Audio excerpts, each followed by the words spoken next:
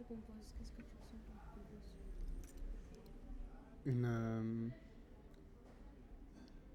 Une libération une libération émotionnelle, je pense.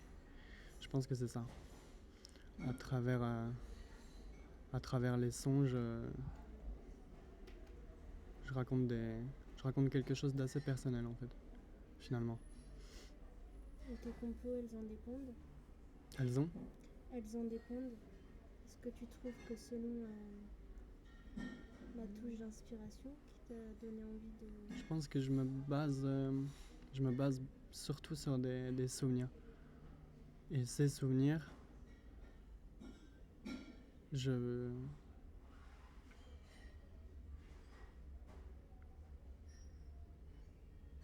j'associe certains souvenirs aux notes, en fait. Et je suis incapable de lire la musique et je l'écris pas non plus. Mais je me souviens exactement de la manière dont une note va sonner. Je me souviens de la manière dont une note va sonner et c'est un enchaînement de notes qui donnent naissance à des mélodies. C'est assez... Je fais une musique assez répétitive. J'utilise les mêmes accords et les mélodies sont toujours dans le même style, très souvent en tout cas. Et du coup, dans tes thèmes, parce que ça devient presque au-delà de morceaux, c'est des thèmes finalement. Est-ce que tu peux les nommer du souvenir qui t'a inspiré? Voilà, mais je les nomme jamais. C'est très rare. En fait, j'ai nommé un morceau. Et ce morceau, c'est le morceau clé de de toute la session que j'ai en tête et que je joue aux gens que j'invite ici. Et c'est un morceau qui...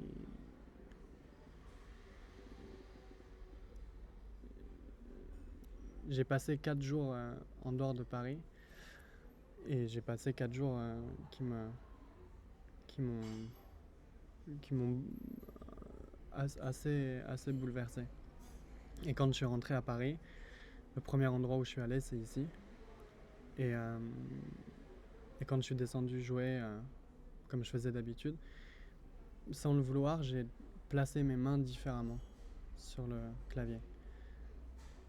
Et j'ai donné naissance à un accord qui lui a donné un son que je connaissais pas. Et de ce son est né tout le reste. Et tout le reste de mes compositions aujourd'hui. Et ce que j'aime par rapport à ma façon de jouer, ce qui me tient vraiment à cœur, c'est de garder cette espèce d'instabilité à travers les sons que je crée. Il n'y a jamais rien de fixé, il n'y a jamais rien de concrètement écrit. Donc je joue en ayant un peu peur de perdre tout ça d'un coup. Ça paraît impossible et pourtant c'est une peur qui m'habite et qui fait partie du procédé, du processus. Et donc oui, je pense que inconsciemment, la base même de ma façon de créer de la musique, c'est d'utiliser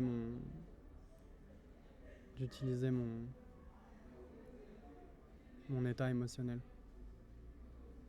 Et de ce fait-là, je pense que c'est... Enfin, c'est même pas que je pense, c'est une musique très très personnelle. Il y a quelque chose de très...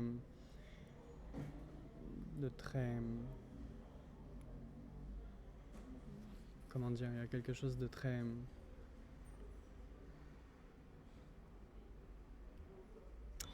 Je sais pas comment dire. Singulier.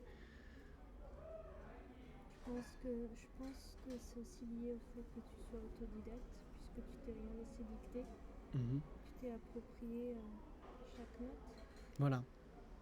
c'est vrai que, ouais, il doit y avoir quelque chose de cet ordre-là, ouais. T'as appris à découvrir chaque son. Ouais. J'ai toujours l'impression d'être, même encore aujourd'hui, même après,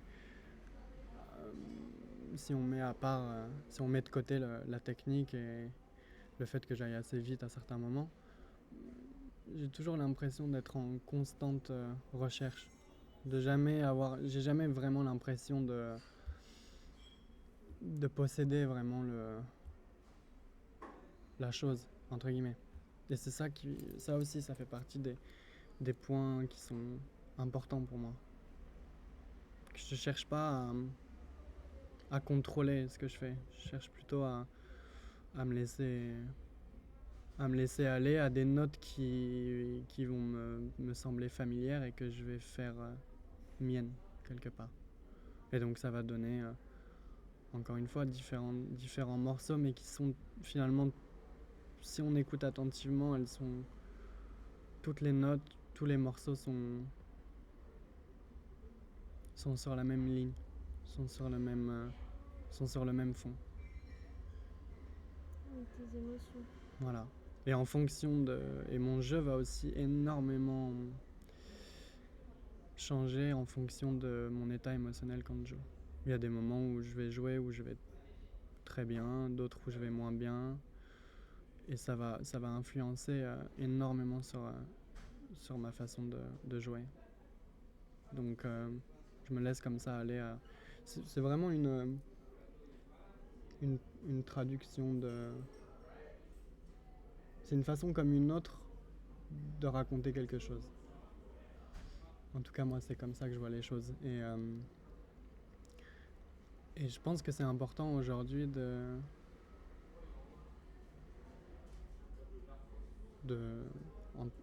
c'est important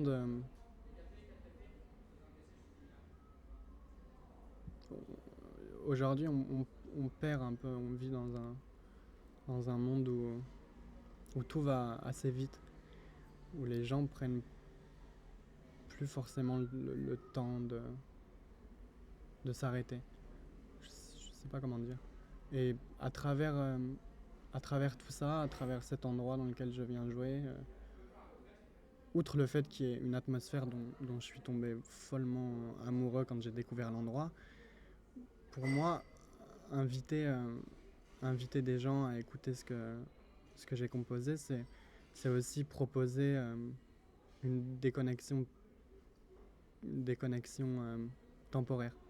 Et je trouve que ça me semble important, pour moi en tout cas, de proposer, même dans un cadre assez restreint, de proposer à des gens de se déconnecter comme ça pendant un moment. Parce que c'est quelque chose en tout cas, j'ai l'impression que c'est quelque chose qui se perd. Ouais, qui se perd de plus en plus. Et c'est aussi ça la musique pour moi. C'est créer pour soi, mais créer pour les autres et proposer aux autres, une fois qu'on se sent prêt, bien évidemment, proposer de basculer dans un univers qui t'est personnel, mais que tu tiens absolument à faire partager. Tu nous parles de cette déconnexion temporaire, de cet endroit, Ouais. c'est ici. Tu peux nous en dire plus? Mais en fait, ce café, je l'ai découvert. Quand j'ai découvert ce café, parce qu'en fait, je bois énormément de café dans Paris. Et c'est un truc, c'est une activité à part entière pour moi. Pour moi, boire du café, c'est pas simplement boire un café, c'est tout ce que ça véhicule pour moi. Et donc j'ai bu des cafés dans plein de cafés différents dans Paris. Et donc dans des ambiances totalement différentes les unes des autres. Mais ce café, c'est vrai que le piano joue pour beaucoup. Le piano, ça fait une grande partie de la raison pour laquelle je suis tombé amoureux de ce café. Mais il y a quelque chose qui me plaît dans cet endroit. Ou en tout cas, j'ai une façon de regarder cet endroit qui m'est cher. Et l'endroit en soi, je pense pas que... Je pense plutôt que cet endroit peut devenir magique en fonction de la façon que tu as de l'aborder. Je sais pas si c'est très clair. Mais Ça l'est, mais tu peux développer encore. les lumières, les lumières, il y a quelque chose d'exceptionnel pour moi dans cet endroit. Le fait de descendre les marches et de trouver ce piano qui est là et qui est pour la plupart du temps vide, personne s'y arrête. Les tableaux, l'ambiance, ça c'est vachement dur à expliquer, mais c'est une ambiance qui m'est... J'en ai fait quelque chose de très personnel. Et je pense que ce qui me plaît aussi énormément à travers cet endroit et ce qui me plaît dans le fait de venir ici pour jouer, outre le fait que j'ai jamais eu de piano chez moi, c'est surtout parce que je sais et j'ai su dès le début qu'un jour ce serait terminé. Un jour ce café il va fermer. Et d'ailleurs ça va arriver dans pas longtemps parce qu'en septembre ou octobre maximum, l'endroit ferme. Et l'endroit est complètement est complètement détruit pour donner naissance à quelque chose d'autre. Et je pense que c'est aussi pour ça que je suis vachement attiré par... j'ai toujours été très attiré par l'endroit. Parce que je savais qu'un jour ça allait disparaître, quoi. Et parfois je pense qu'il y a quelque chose de... C'est aussi... Ma musique est... C'est un peu la même chose. J'ai l'impression parfois qu'il y a quelque chose d'éphémère, que si je passe totalement à autre chose par rapport au piano, si je me mets à jouer d'autres choses, si je prends plus le temps de régulièrement jouer les morceaux qui font partie de cette session que j'ai en tête et que je propose aux autres et que je joue pour moi aussi,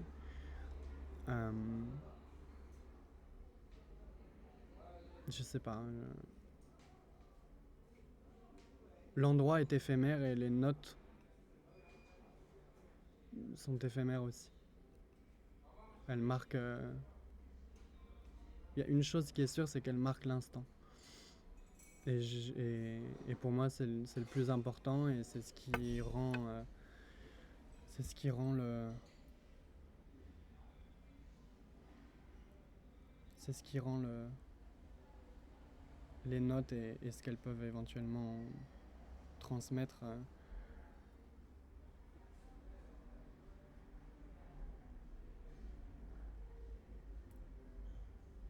Tout est...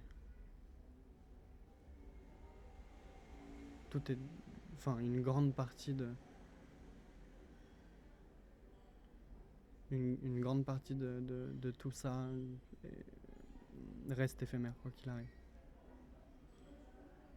Ça disparaît. Et puis ça renaît, ça peut renaître ailleurs, dans d'autres circonstances, dans un autre, sous une autre forme. Mais Alors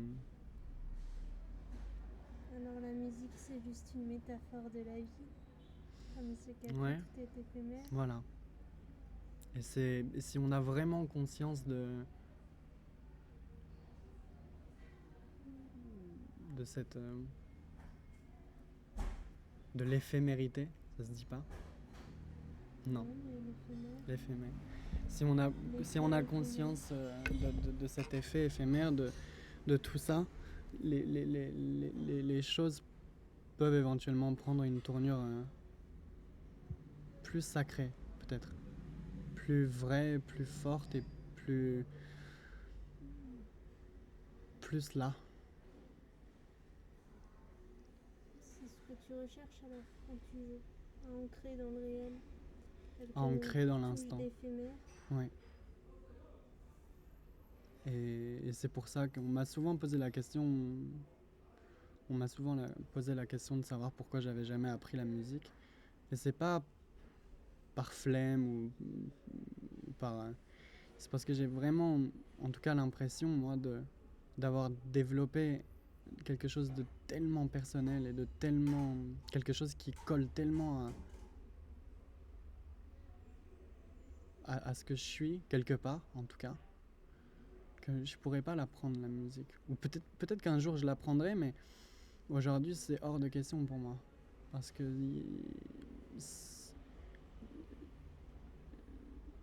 ce que, ce que je joue au piano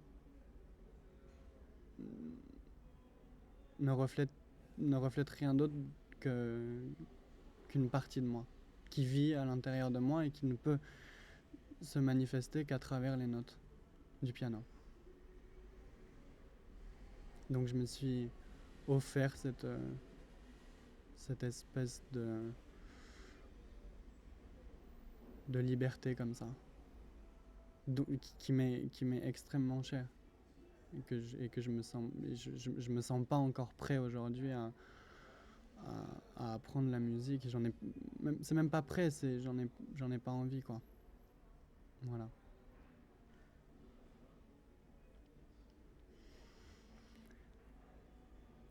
D'autres choses? Et ce qui est intéressant aussi, c'est comme je joue dans un café, il y a du passage. Il y a des gens qui passent. Et ce qui est très intéressant dans le fait de jouer dans cet endroit, c'est de chaque personne qui descend raconte une histoire. Il y a certaines personnes qui descendent et qui prêtent aucune attention à ce qui se passe et qui tracent leur chemin. T'en as d'autres qui s'arrêtent et qui sont emportés directement par ce qui se passe. T'en as d'autres qui ont peur et qui remontent. Parce que tu t'y attends pas en fait à tomber sur le piano quand tu descends. Donc c'est intéressant aussi de voir la réaction des gens. Ça te donne, en tout cas moi ça me donne la possibilité d'avoir l'impression de jamais jouer que pour moi. Et aujourd'hui je pense que s'il y a une chose qui est sûre, c'est que je cherche pas à garder tout ça pour moi. Je cherche à le faire partager d'une façon ou d'une autre. Et le partage, ça commence à partir du moment où l'autre passe. Quelle que soit la façon avec laquelle il ou elle passe. Voilà. Et c'est comme un trésor que tu disperses dans l'univers. Ou au moins dans cet espace de musique quand tu traverses. Voilà. Tu s'en imprègnes un peu. Mmh.